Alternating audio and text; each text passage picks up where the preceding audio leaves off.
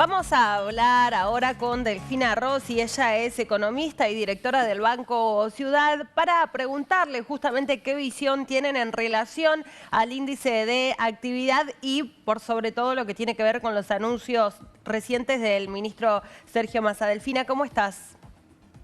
¿Qué tal? Muy buenos días, Rocío, Santiago, encantada de estar con ustedes. Bueno, ¿qué perspectiva tienen sobre lo que va a suceder con la actividad y en relación a esos anuncios? Bueno, la actividad está sosteniéndose, ¿no? Lo que estamos buscando es justamente una regulación cambiaria y calmar el frente externo con los anuncios que dio nuestro candidato a presidente Sergio Massa para justamente poder acompañar una recuperación de la actividad, que si uno lo ve, están repasando recién el dashboard que tiene el INDEC de datos interanuales. Seguimos teniendo un crecimiento, por ejemplo, en la producción industrial del 1%. Este es un año muy complejo, todavía estamos pagando las consecuencias de la sequía, una recuperación económica que estuvo muy golpeada por esto y, sin embargo, gracias a las políticas públicas de producción, de crédito subsidiado, de acompañamiento a las pequeñas y medianas empresas, vemos un sostenimiento, un nivel de desempleo bajo, con problemas en los salarios, ya lo sabemos, producto también de la inflación, pero la verdad que sosteniendo la producción y el trabajo. Delfina, hablábamos recién con también un economista y hablábamos de las reservas, cómo poder generar más reservas. A veces se toma como que el Banco Central no puede acumular reservas y esta medida que tiene que ver con encarecer un poco al importador alentaría a que se desinflen algunas importaciones que son excesivas, ¿te parece? ¿Hay control sobre qué es lo que se está importando? Porque al parecer muchos importaban tomando la brecha cambiaria, no lo que iban a vender, sino una cuestión especulativa. Sí, la brecha cambiaria hace que toda la gestión de nuestro frente externo sea muy complejo, ¿no? Y la voluntad del gobierno obviamente es caminar hacia eliminar esta brecha cambiaria que genera desincentivos, pero para eso necesitamos efectivamente que el Fondo Monetario ofrezca un programa que esté al alcance. Digo, es irreal que tenga exigencias sobre la Argentina como si no hubiese pasado la sequía que nos dejó sin 20.000 millones de dólares de exportaciones, con repercusión en la recaudación, con un montón de conflictos asociados al mismo. Recordemos, en marzo las estimaciones era que producto de la sequía podíamos estar con una recesión de 5 puntos del producto, ¿no? Y eso no lo vemos en esta magnitud. Uno me puede decir, bueno, pero no hay recuperación económica. Bueno, pero teníamos un escenario realmente catastrófico. Entonces, las medidas buscan gestionar la crisis protegiendo a los que menos tienen y pidiéndole a aquellos importadores, por ejemplo, que si desean generar stock, aprovechar para producir más y vender en un futuro, bueno, que utilicen los dólares propios, porque recordemos que el aumento de impuesto país se aplica si van al MULC, si acceden al Claro. mercado único, si compran dólares, pero si ellos tienen dólares propios y quieren importar para seguir produciendo, aprovechando la situación cambiaria, aprovechando la situación del país, lo pueden hacer, ¿sí? Lo que lo estamos explicando, yo creo que sucedió lo mismo cuando se le pidió a las provincias que roleen su deuda o que puedan utilizar dólares propios para pagarla y solamente podían acceder al MUL, que era si no recuerdo mal, 30%. Lo que se le pide es el esfuerzo a los diferentes sectores para conseguir deuda en el exterior, financiar con dólares propios y poner todos un poco, ¿para qué? Para tener cierta estabilidad cambiaria, que es fundamental para los precios y salarios de las grandes mayorías. Esto también es importante decirlo, ¿no? Porque, de nuevo, recuerdo en marzo cuando se hizo evidente la pandemia, lo decía hoy en la radio, digo, muchos nos decían, bueno, que Alberto Fernández adelante las elecciones. Bueno, esto no va a llegar a ningún lado. Bueno, van a devaluar mañana. Bueno, nadie le va a prestar deuda al Tesoro. La verdad que eso no sucedió. Digo, no, lo que sucedió es que el Estado pudo generar instrumentos de deuda pública atractivas para el sector privado, que pudo sostener un crawling peg, que es la política del Banco Central en la cual se acompaña los aumentos de precios para que nuestro dólar mayorista no pierda tampoco competitividad. Y lo que luego estamos es frente a un escenario, por supuesto, en donde a nivel individual puede parecer inofensivo intentar buscar el arbitraje para sacar un poquito más de rentabilidad, pero a nivel macro genera mucho daño. Y el Estado está ahí justamente para cuidar el bien común.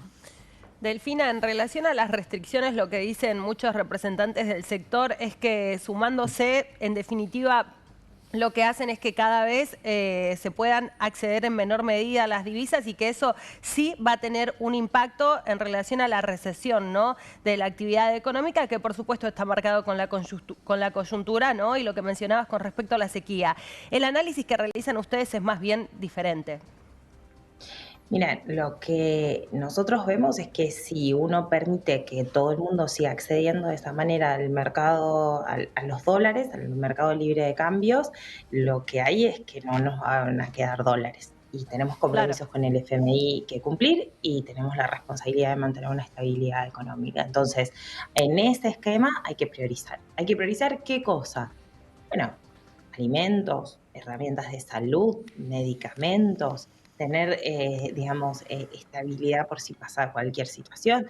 Digo, eso es lo que se le está pidiendo. Por Sí. supuesto, ¿a quién no nos gustaría tener disponibilidad de divisas para que todos los importadores y quienes producen genuinamente en nuestro país puedan hacerlo? Para eso también necesitamos que los que exportan, exporten en tiempo y forma. Aprovechen los dólares, ejemplo, de las economías regionales. Aprovechen lo que fue el dólar soja, seguramente se evaluará otro dólar similar. Necesitamos exportar más y mejor. En eso Sí. los gasoductos Néstor Kirchner es una oportunidad muy importante. Entonces, la Argentina genera dólares. Lo que pasa es que la deuda que nos dejó Mauricio Macri es tan grande que hizo que en un escenario donde lo normal hubiese sido ir a pedir un préstamo, colocar deuda en el exterior para sustentar la falta de 20.000 millones de dólares, bueno, nos quedamos gestionándola con la propia. Y eso es muy complejo para todos los sectores. Pero quizás está bueno entender que el pecado original es haber hecho una liberalización cambiaria y de frente externo durante el 2015 al 2018 y haber terminado en el FMI. Entonces, si no hubiesen sucedido esos 3 años en la historia argentina, hoy también la historia sería distinta. Eso es importante porque, insisto, estamos en una contienda electoral y no es que todo es lo mismo. Digo, acá estamos haciendo un control de daños en una situación que nos gustaría no estar. Y para salir de esta, se está apostando Sí. a la producción, al empleo, a la generación de capacidades industriales. Uno me Claro. puede decir, Claro. bueno, pero estás complicándole la vida a los importadores.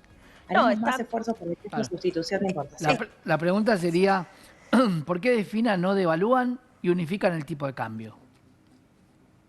Porque primero porque necesitamos también acumular suficientes reservas para poder sostener una devaluación que pueda significar, en primer lugar. Segundo lugar, porque no creemos que el tipo de cambio esté atrasado. Hay un crawling peg, hubo depreciaciones continuas. Entonces, esto de que el tipo de cambio tiene que estar a 500 porque está atrasado, es una mentira. El tipo de cambio oficial es competitivo.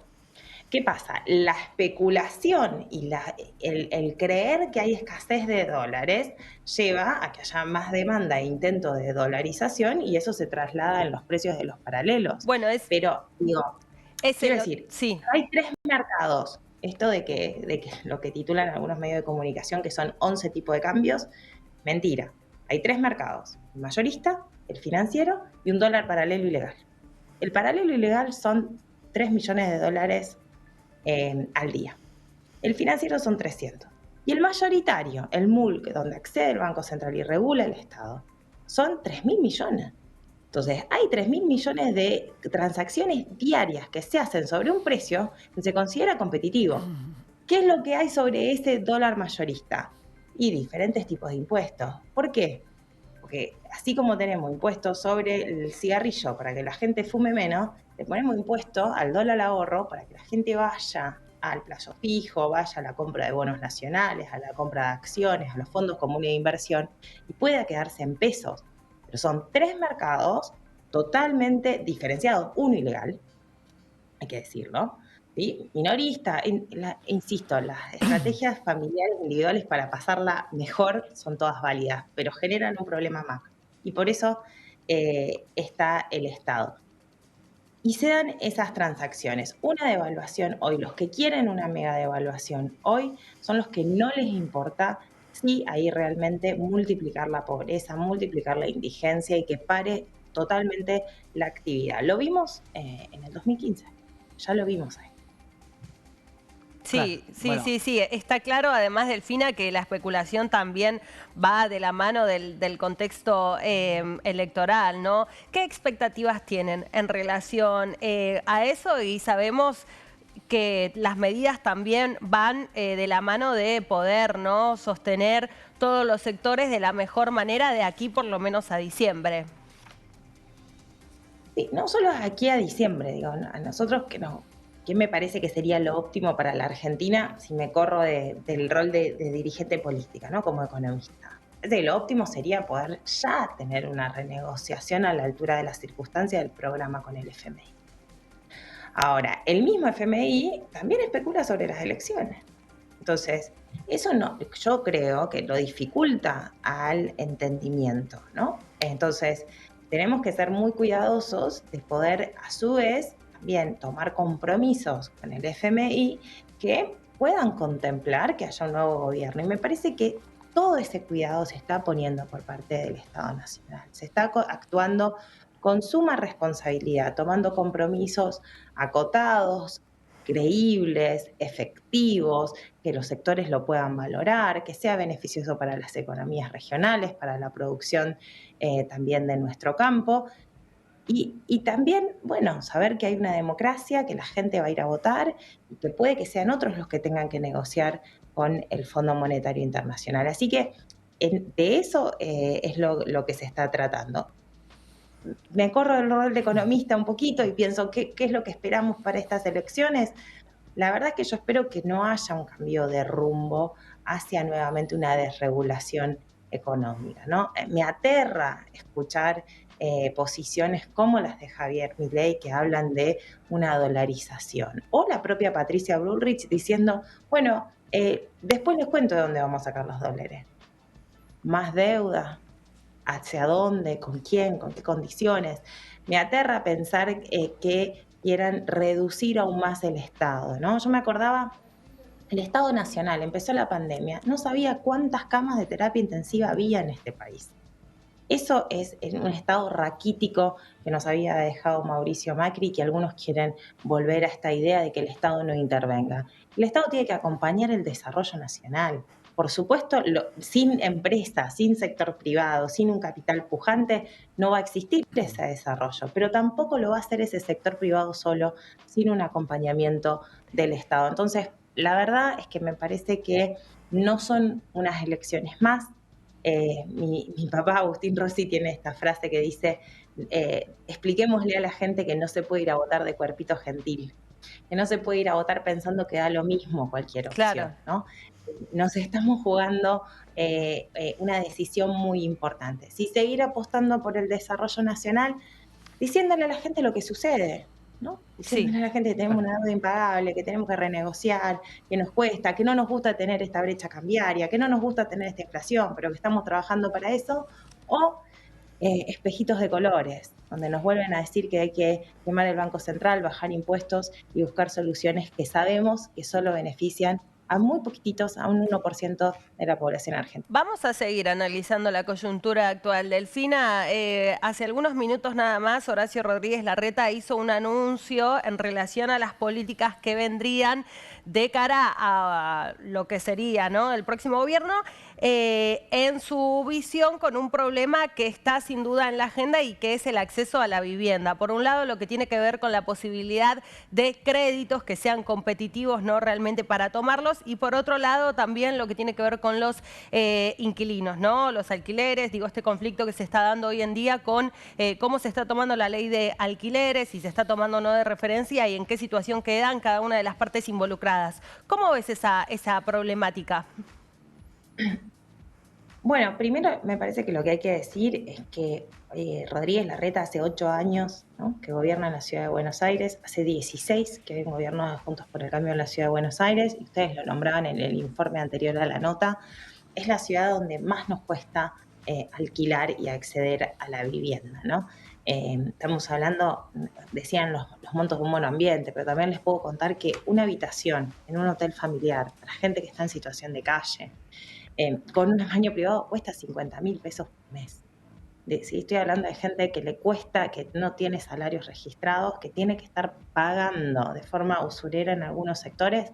¿Por qué? Porque no hay una política pública de hoteles familiares con política pública de alquiler, de vivienda de alquiler, de recuperación gestionada por el Estado. Entonces, realmente me parece difícil confiar en esas palabras cuando hace 16 años que no vemos una política pública en la Ciudad de Buenos Aires, ni para compra ni para alquiler. Las únicas viviendas sociales que se entregaron en la Ciudad de Buenos Aires fueron realizadas por el Procrear, por el Gobierno Nacional. Entonces, los terrenos que tiene la Ciudad de Buenos Aires son alquilados muy baratos, de forma muy baratas, todo el tiempo para negocios o dados en comodatos por 50 años para negocios comerciales. No veo ninguna política pública en la Ciudad de Buenos Aires que vaya en esa línea. Dicho eso, para mí está claro, Leandro Santoro, nuestro candidato a jefe de gobierno, lo viene repitiendo también, que el Estado tiene capacidades de intervenir en el mercado de vivienda en ciudades tan importantes como la Ciudad de Buenos Aires, ¿no?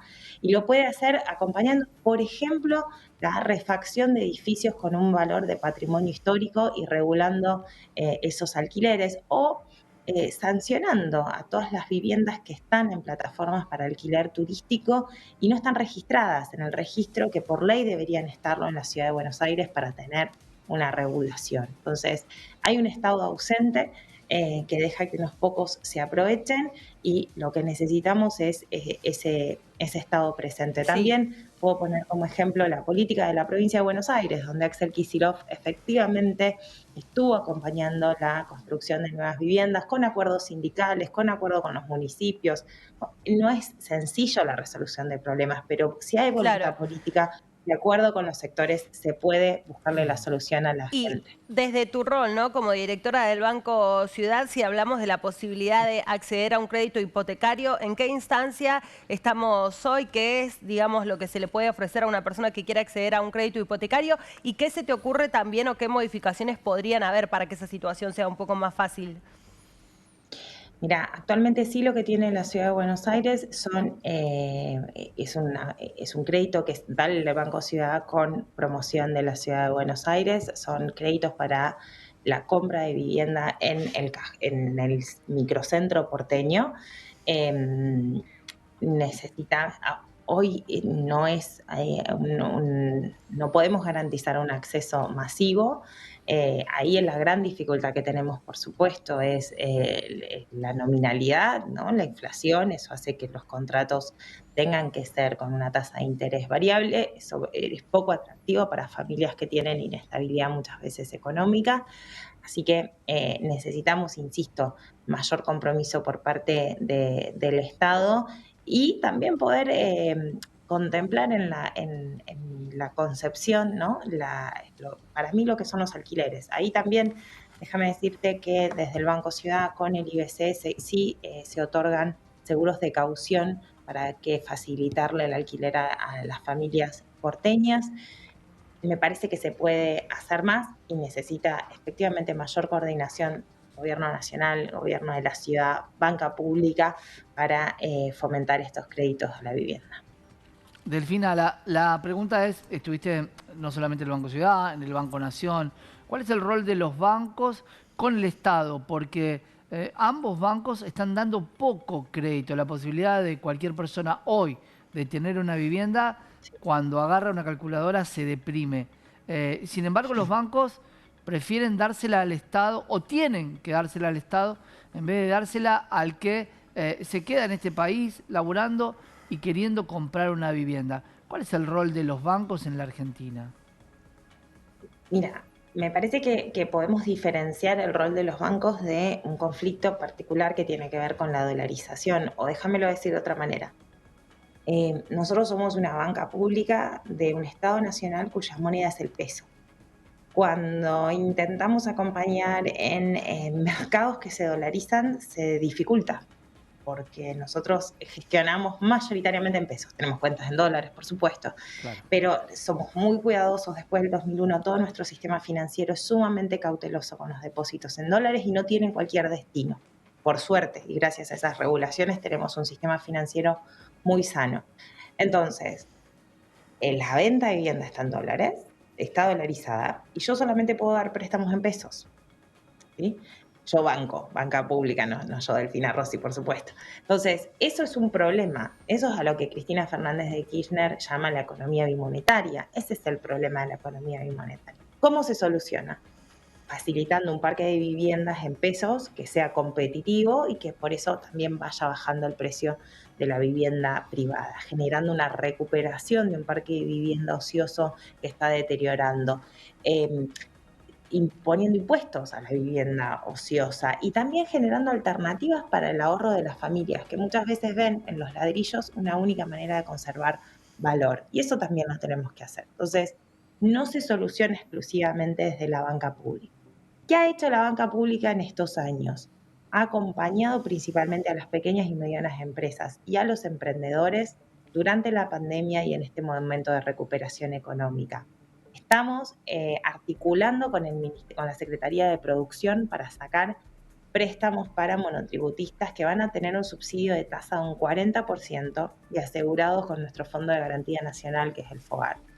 Eso se realiza a partir de la banca pública, gracias también a una política de inclusión financiera del Banco Central. Por ejemplo, el Banco Ciudad, damos créditos muy baratos para estudiantes y fomentamos que los estudiantes puedan comprarse su computadora, puedan quizás solventar una mudanza por venirse a Claro. la ciudad de Buenos Aires u Ujú. otra ciudad para realizar sus estudios o pagar sus estudios, porque también acceden a estos créditos para estudiantes, personas que están en nivel de maestría y pagan sus estudios, por ejemplo, ¿no?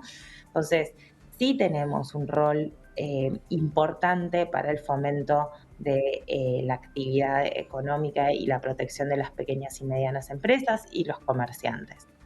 ¿Podría ser más?